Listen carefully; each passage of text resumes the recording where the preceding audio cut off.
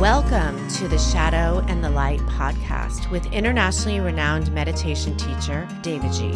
And heart healer and psychotherapist, Elizabeth Winkler, as we guide you through our unique fusion of ancient wisdom and modern psychology. Get ready to awaken your true essence, heal your wounds, and transform your shadow into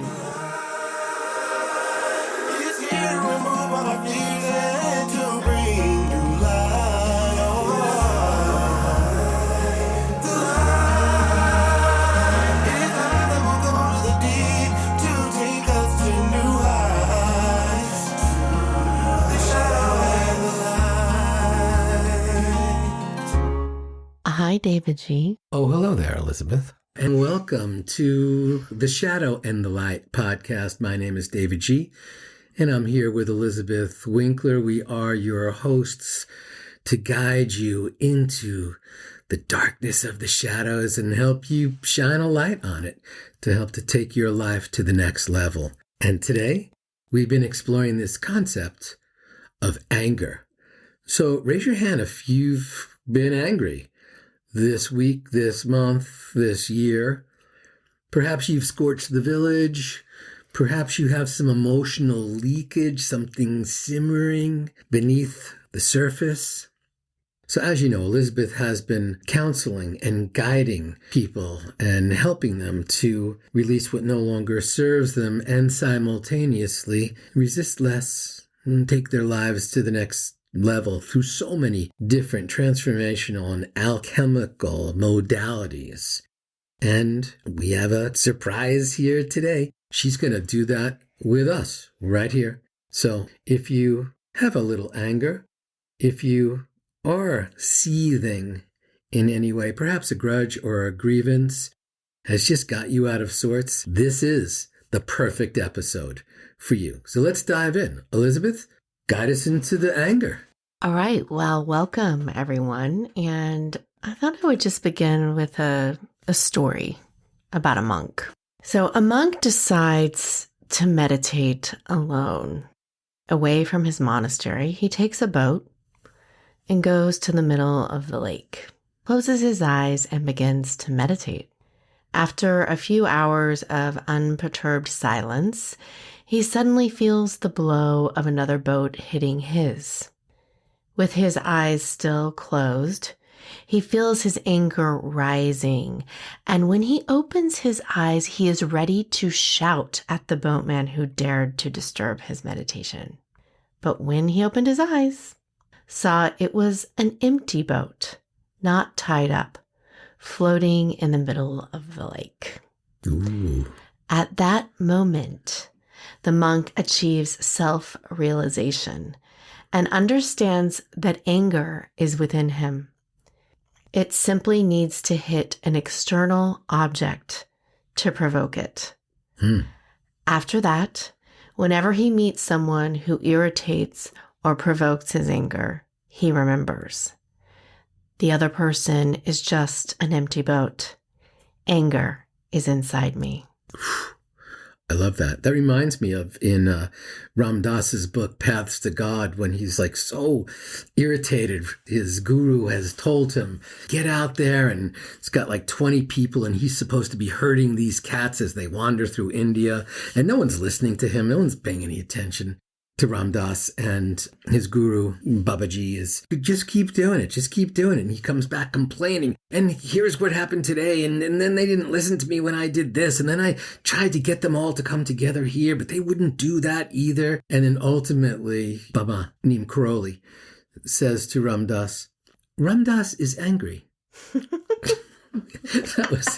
That was his whole thing. So, they were all just empty boats bumping into him, apparently, through that practice. So do we have this inherent need inside to put a face on it? Then it would be okay? If I could yell at the boatman or someone who had oared their boat or paddled their boat into mine, then I could say, have you no respect? What is wrong with you? And would I not then truly understand the source of my anger?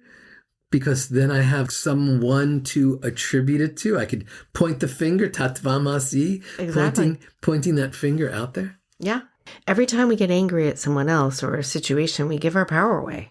That person holds your power. They are now controlling you. Right. From the hostess at the restaurant to the customer service person on the phone. Happens all the time. Road rage. To the person in the car next to you. Right. So this is what happens when you awaken, just like in this story.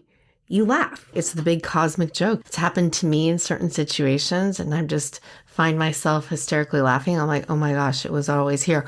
That's what the beauty of this story is. So we can all look at how this is true for you. Another thing about anger, we can talk about anger for hours and hours and hours. There's so many different ways to work with it. You reminded me when you talked about Ram Dass. When I was visiting Michael Singer back earlier this year, he told a story about Ma Yoga Shakti. And Michael Singer, for those of you who don't know, the author of The Untethered Soul. And Elizabeth is an expert in those teachings. She has studied them for more than a decade and has dived deep with the author, as well as teaching that book club over and over and over and really exploring that. We'll have an episode on The Untethered Soul because you've got so much expertise and so much depth and breadth about that topic. Just wanted to give some background here. Right. Thank you. When I was there this past time, not too long ago, a few months ago, Mickey was telling a story.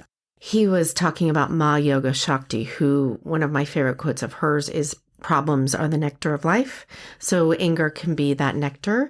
And he told a story of how she said to him, "Mickey, don't you love it when they get angry? When people in the community come to him and they're angry?" She's like, "It's so much energy." So it's like that energy that when we really can become skilled at working with energy that's either coming from within or even from outside, people being angry with us. I think that might be easier, though, because, someone's angry. Can I be defenseless? Right. Can I not take it personally? Clearly what she's saying is people are angry. No differently if people are euphoric. Exactly. That's how she was seeing it. She had the equanimity. Right. She's like, who cares? She was like, it's energy. Yeah, you can use that. There's energy sparking up here. Someone else would be like, are they angry at me? Are they angry at my policy? Are they angry at something I said or did, or that's a reflection of me? Yeah, exactly. So you made me think of that. We always talk about the shadow and the light here on this podcast, obviously. If we look into the astrology of anger, like Mars, Aries, we've done different episodes that go into the moons. So anger can, in its brightest form, I guess you could say, or its light, is creativity. So I had a client I was working with who had incredible rage. And people who identify in that way, who find themselves to be very angry, she had a lot of Aries energy and a lot of Mars aspecting her chart. So that's a very fiery anger. It can be in its shadow side. It's very angry or rageful. So what I did with her is we created a creativity practice. And the anger dissipated and actually evaporated. So when you understand like the shadow and the light of something, of a particular energy, so with anger, it would be creativity, or physical exercise is another way that anger can be worked with. Now, I'm not saying that you're avoiding your anger by doing physical exercise, but it's just another way to harness that energy, to use that energy. So I've had clients who were in board meetings. It was getting hot. Anger was rising. And when my client came back to me and said, I just said, how can we be creative? Instead of going with the anger piece, piling on with anger, he just offered, how can we be creative? Totally shift the energy. So this is just an interesting way to look at anger. But there's also anger's about boundaries. It's about someone's boundaries being crossed often. So looking at that. And also anger can be a cover for more vulnerable feelings, hurt, sadness, grief. I just the other day read this quote, C.S. Lewis. I sat with my anger long enough until she told me her real name was grief. For those of us that are relating to anger in any form. Maybe there's some undigested grief. Right. So it's not dishonoring. The fact that we're saying, well, here's the source, or here's the seed of the anger, and we know in the most ancient healing modalities, always going to the source versus the symptom is going to be your best relief or cure or return to wholeness. The sadness is simply a symptom that somewhere you have gone against the Tao, T-A-O, the balance in your life. It seems that anger also is simply a symptom that somewhere in your life there has been a straying from the thread of balance that guides you. But I want to go back to this thing because I think that's like a really important aspect. So does this mean that we can never be angry at someone for their behavior? Of course not. But if it's resting inside of me, where's the culpability? Whose responsibility for the anger? If I'm looking for the source. Maybe it's in both. Maybe there's pieces that are responsible for if I'm angry, that there's something that was crossed in me. It might be a boundary. There's so many ways to look at this, as I mentioned, that it's hard to answer that in a black and white way, because I don't think that there is one. But it doesn't mean that there's no responsibility. Okay, let's say that I had someone left me, I'm doing that in air quotes, and I have a history of fear of abandonment, okay? So I'm going to probably have a larger reaction than someone that doesn't have that, because we have bigger reactions to things that we're sensitive to, which are connected to our deeper trauma or whatever from childhood, et cetera, right?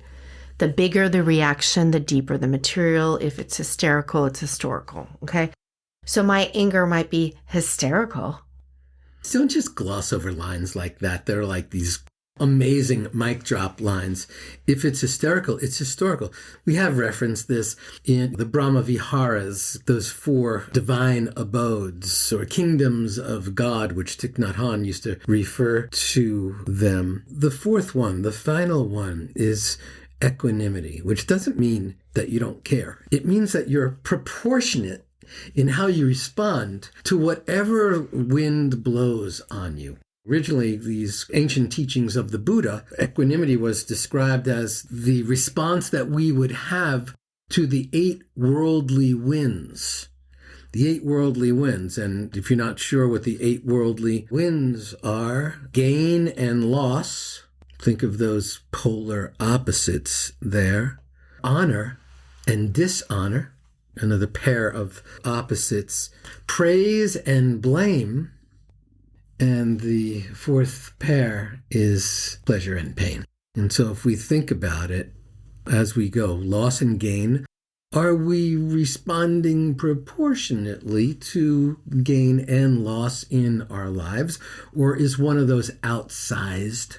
Same thing with honor and dishonor. Get put on the pedestal or get knocked down off the pedestal for whatever that reason is. Praise and blame. Oh, you're so amazing. Oh, you suck. Are we responding proportionately in equal directions? And finally, pleasure and pain. Are we dancing on the table and doing belly shots? Proportionately, are we down in the abyss in agony? Or can we float more closely to the median line, to that middle thread that runs through all things in life? And I think this is a very important component when we talk about anger. One of my friends, he was a CFO in a company that I worked at for a while, and people would be so angry and so strident and righteous and militant about stuff. His response would always be, no matter what, his first response would be not defensiveness or anything along those lines. He would just say, "What are you really angry at?" They would say, "There's a flood in the basement." What are you really angry at? Or what's hurting? If you go into a more vulnerable space, when did you get hurt? You might not say that. Whatever you're yelling at me about, something else is adding fuel to this fire. There's a previous wound. You and I meditated together right before this episode. We just sat here in stillness and silence, and I used a particular mantra, and I haven't even asked you I use the same one. Oh, okay. So we both used Om, Ah, Hum, this ancient Buddhist healing mantra. And then you told a story about the monk in the boat. And the first thing I thought of when you were telling that story is, do we feel better when we can put a face to the irritation? Because in that moment where the boat was empty, it's like, oh, I have no one to complain to. You're empty. And if there had been... But then he laughed. Right. He laughed. Right. And he woke up. Right. But if there had been someone sitting in the boat, he would have said, can't you see where you're going? A whole other thing. You know. Right. But it wouldn't have resolved his experience, would have.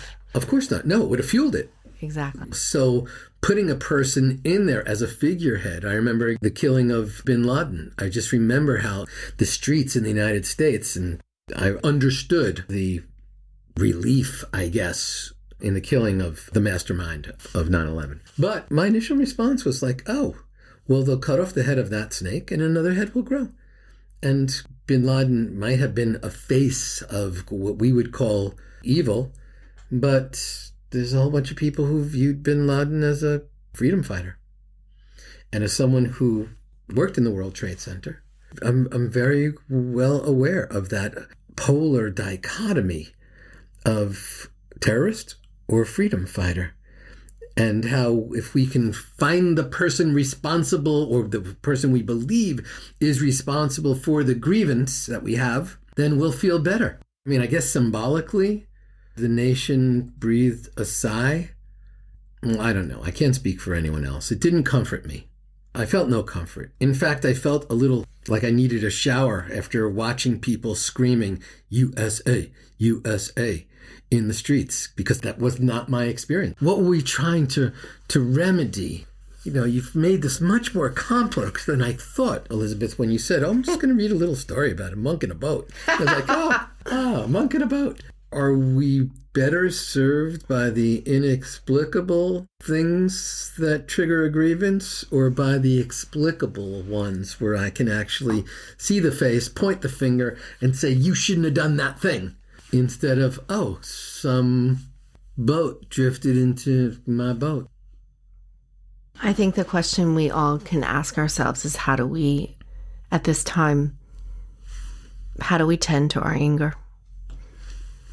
How do we tend to our anger? Do we rage? Do we act out? Do we get aggressive with others? Do we get aggressive with ourselves? Do we blame ourselves or others? And then there may be some people here who just say, I am not an angry person. So I want to just talk about that for a sec, because anyone here who feels like a guilty person, guilt is hiding anger. What's an example of a guilty person who's claiming they're not angry, but they're guilty, feeling guilty? I meet a lot of people as a therapist who, and it's tended to be more women than men, who feel more guilt around having things or around money or things like that. And they can't enjoy something. They feel guilty that they were given something or that they have something. And so they have a hard time receiving things, et cetera, et cetera. And that's often hiding anger. So I just wanted to throw that out there in case someone feels like this doesn't relate to them, but we all have anger. And sometimes it hides. It can hide in people pleasing. People pleasing is another way that we hide anger. Could we say my journey to equanimity is that I'm not angry? I'm disappointed, but it doesn't linger. What's the goal? Is it to recognize our anger and go deeper into the source? Like, how can I best process to be present feelings with whatever it is? If it's guilt, if it's shame, which shame is much deeper place that tends to not come forward because no one really wants to go there. Fear and shame are at the bottom of everything. Anger feels really powerful. When we get angry or talk about something and we raise our fist, that feels like a really powerful place. Being hurt and sad and vulnerable doesn't feel powerful to a lot of people. Could feel powerful to someone that's spent a lot of time there, but it doesn't always. And so a lot of people want to feel that power. And I'm not putting any of that down. I'm just talking about it in a multitude of ways. So we always begin where we are. Start wherever you are in this moment. That's your door. You can't be anywhere other than where you are. So honoring and respecting wherever I am. And when we bring attention to that, when we bring awareness to it, and we just maybe place our hands, where are you feeling that in your body? For those that want to be able to shift the way that they are with anger, or to teach their children about anger. When your kids are angry, ask them, where do you feel that in your body? Anger often is in our wrists, in our hands. We make a fist. People often feel it in the forearm or in your jaw, clenching your Right. teeth. Well, I have always seen anger, at least when I've been teaching techniques such as reaching for soda and things along those lines. What's reaching for soda? People might not know what that means.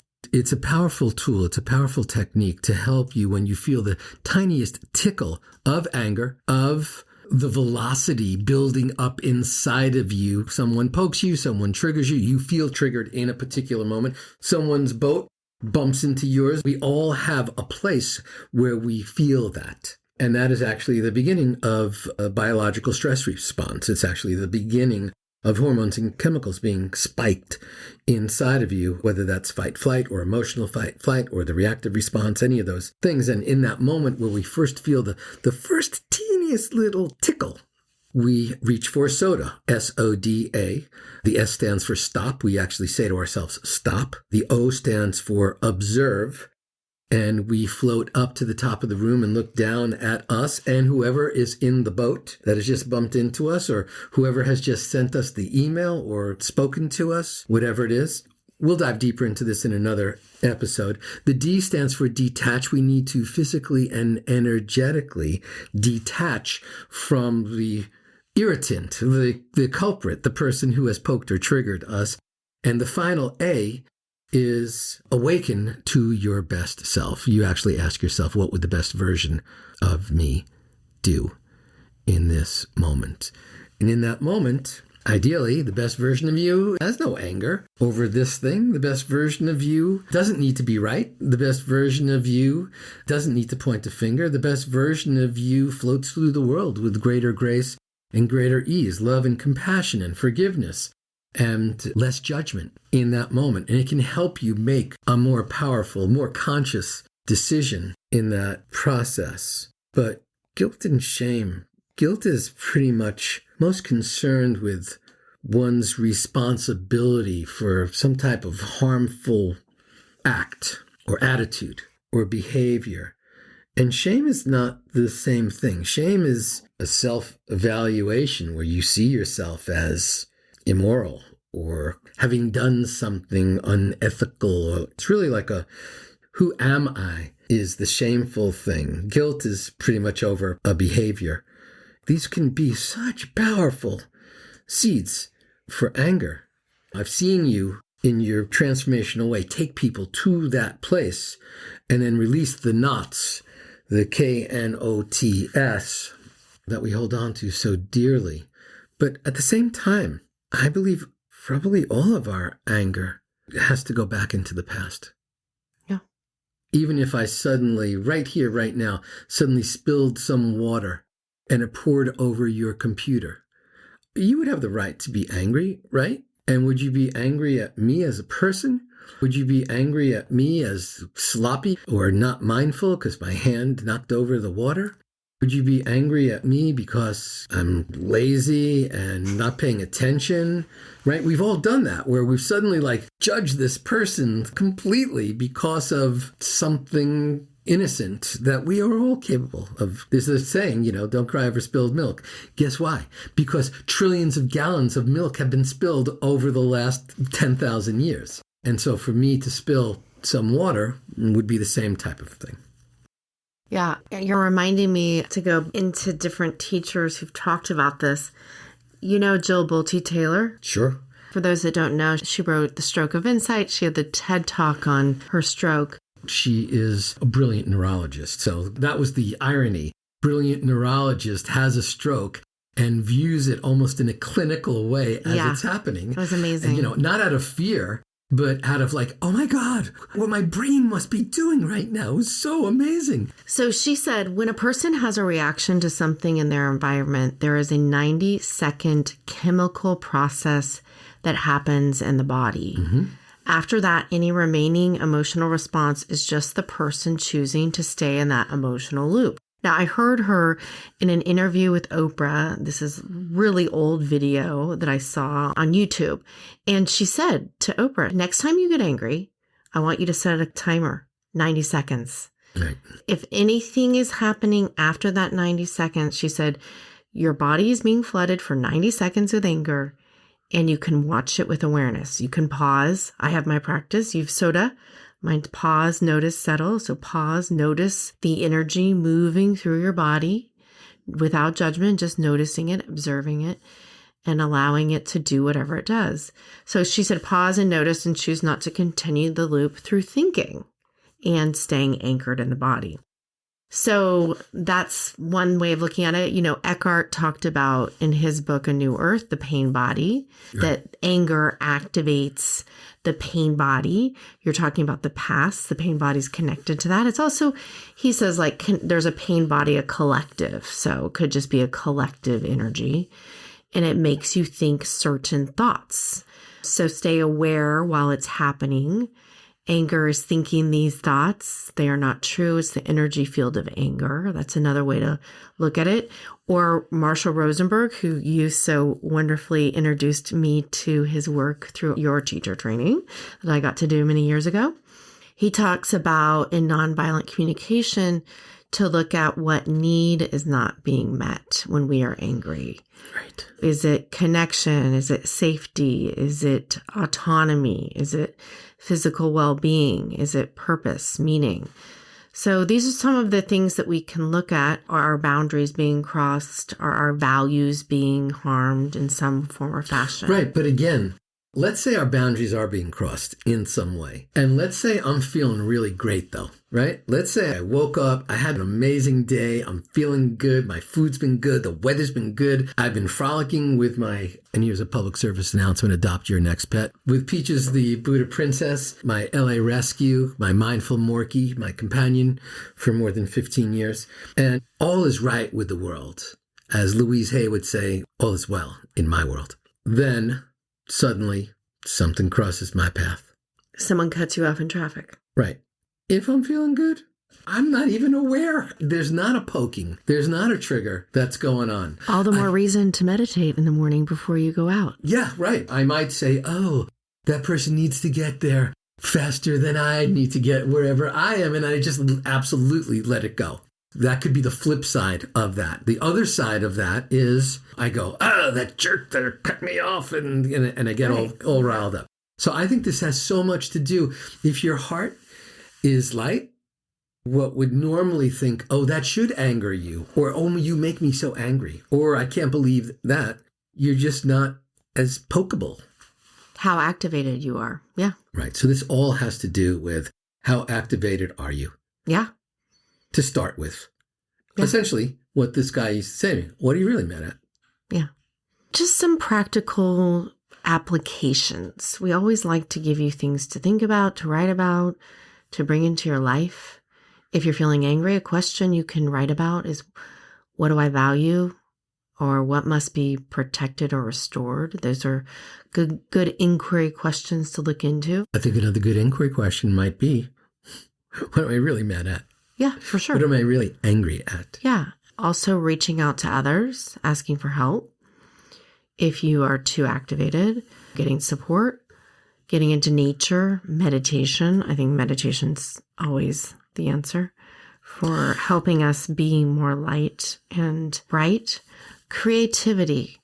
I cannot speak to this enough after what I have seen with my clients. Get creative. Whether that means cooking, going in the garden, drawing about your anger, get out pens, color in the body. Where does the anger live? Get it out. Chanting, walking, physical exercise. All of these ways are wonderful ways to move energy within us. Right. The first step is to identify emotional charge. And the second step is to mobilize it. And we do that by sharing, by talking, expressing ourselves in some way. But you have to mobilize it, because think of this as it's stuck. It's at least stuck at the cellular level. By awakening it and moving it around, we can totally shift our life. And I think another very, very important and powerful practice in this healing is you have to ritualize the release of the anger. So again, you don't necessarily have to go back to that moment and work out, well, it was my mother 60 years ago, or like, you don't have to go to that place. You can. Other people use that mechanism, but you could just as easily hold a rock to your heart and spend 10 minutes slowly allowing the emotional charge that's in your heart to move into the rock and stay in silence, and then throw that rock into the ocean as you shout, I let you go. I have found great, great healing in writing down what I'm ready to let go of and then burning it in some type of sacred fire ritual. I love combining the two, and I've been doing that in so many of my retreats for so many years.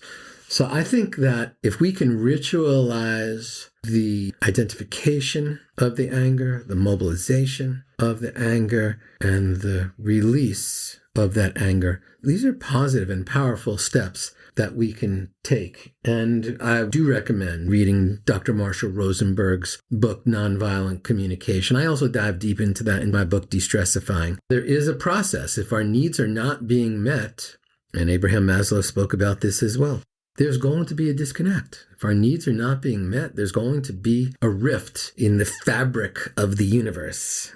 And we're going to take it personally. I still have this image etched into my mind, Elizabeth, about me sitting in this boat in the middle of the lake, so placid, so relaxed, so sweet, and then suddenly feeling that bump, the boat just jostling me and looking around, swinging around my finger to go, hey, oh, empty boat must be inside me. Well, he's pointing his finger when he's saying that, when he's telling the story, but when you're pointing out, you have 3 fingers pointing back at yourself, so. Yeah. Well, this has been truly an illuminating conversation. We'll explore anger more. We're going to be here for the next 30 years times 50 episodes. There's a lot of stuff here. If I could stress one thing that we could take away from this, it's just holding up the mirror and seeing what's going on inside of ourselves. And that's our first step. Recognize what just happened, which is the first step in nonviolent communication. What just happened? How does it make me feel? What need was not being met, and what would my request be? Yeah. Well, thanks for stopping by, everybody. Thank you, Elizabeth, for illuminating, just blowing my mind. And this is the Shadow and the Light podcast. We'll see you in the next episode. Of the shadows in the dark, they will lead the way to the hidden pathways of the heart, and that secret place, that is where I find my start. The light, it is here to remove all my fears and to bring new sight. The light, it is love that will go to the deep to take me to new heights. The shadow and the light, there's no fountain, rock bottom. You hold it as your ornament, but don't rush past this moment. The darkness can become a friend. Love will come by your side, and you'll shine brighter than a million suns, a million suns. You went through hell, but now you're in the light. It is here to remove all your fears and to bring new sight.